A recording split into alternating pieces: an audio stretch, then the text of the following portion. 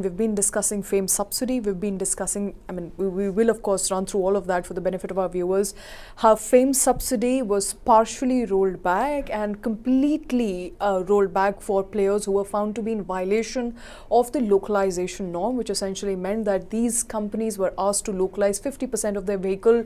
They did not do so. In fact, they continued getting the subsidy for 2 years, and government is now saying pay us back or we will take you to court. We now have an update. We know that EV maker Revolt is going to give back to the government about 44 crore rupees. Yes. Okay, so there were, like we discussed yesterday, there were 6 to 7 companies that were in question, who the government Ministry of Heavy Industries had sought explanation from to basically give back the subsidy. HeroElectric has been given 10 days extension to file basically their reply. They've been asked to pay back 133 crores. Okay, that's a larger share of the pie. Ampere, which is a part of Greaves Cotton, has to pay 124 crores. Ampere and Okinawa has to pay 116 crores. The other 3 companies are, one is Benning India, one is AutomotiveIndustry, and one is Lohia Auto. These 3 companies have agreed in principle to pay back. So it is Revolt plus these 4 companies have agreed. So HeroElectric, Ampere and Okinawa are the 3 companies which owe the most amount of money, more or less, where the replies are still awaited by the government, whether they are okay to pay or whether they will basically go the legal route or basically contesting this amount that they've been asked to pay back. Right. So that is how things stand right now. They have been given 10 days extension. So all 7 OEMs, in fact, and the total amount that the government will be collecting from these 7 companies will be 469 crores. I was coming to that. All 7 OEMs who have been found to be in violation of the localization norm, who have been penalized by the government. Government is now saying pay us back an amount to the tune of 469 crores. It is going to be a big bummer for these companies. Why? Because we've been talking to them and we know for a fact that they may not be able to survive this blow. Many of them have agreed, others are of course contesting it. So Shweta, 136 I think you said for 40. HeroElectric? 133 crore for a group backed by Hero? Not a very huge amount. I think there has been hue and cry over it. In fact, you spoke to Sohinder Gill, who's also the president of the Society of Automobile Electric EV and a manufacturers, representative of Hero. And he's the CEO of HeroElectric. So, although they may be backed by Hero, he made it very clear on record that we are not Hero, we are HeroElectric. So we are a subsidiary. Of course. And if we are asked to pay back, we may not be able to survive. If funding is required, immediate survival funding is required. Oxygen, as he said, if oxygen is required, it is part of the family.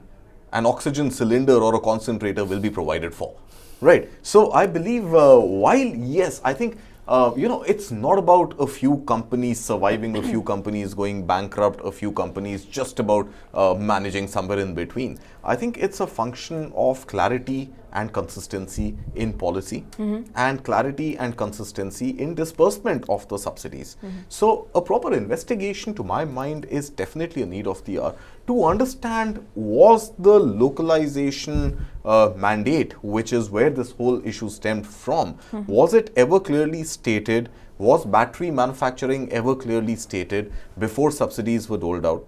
And if it wasn't the case, and even if there was a revision later, why did the government then clear the checks and these subsidies then got offered, right? So overall, I think a larger consistency in policy is required so that players who want to stay in the market or want to enter the market now should have a long-term horizon of what is the amount of subsidy that they will get and what are the very specific clauses under which those subsidies can be availed.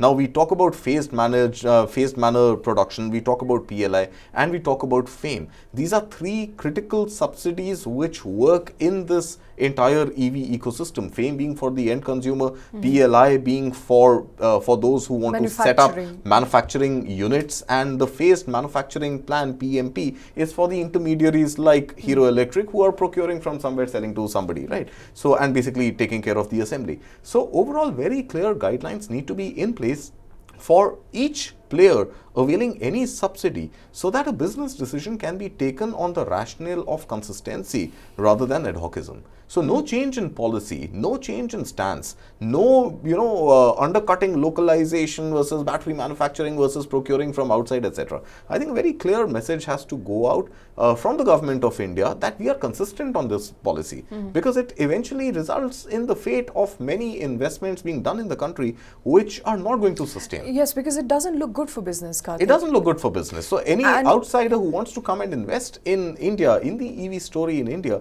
is going to wait and watch the policy architecture and will be on tender hooks that, hey, let me start small, let me do a little bit of investment, let me not invest directly, let me go through some other partner and mitigate this risk. I think that freedom from the fear of risk is very critical for industry to thrive. And that has to come through very clearly in the form of long-term policy statements which pretty much sign a memorandum that this policy is not going to be changed for the next 3 years, for the next 5 years. Give it a timeline that I'm not going to tinker with this policy until that timeline. And business decisions then and the risk then needs to be taken, knowing that consistency. All right, and firm checks and balances in place in but case. I think HeroElectric per se, you asked me that question. I think 133 crores is not going to be something which is going to run them out of business. I think that interim funding can easily be sought.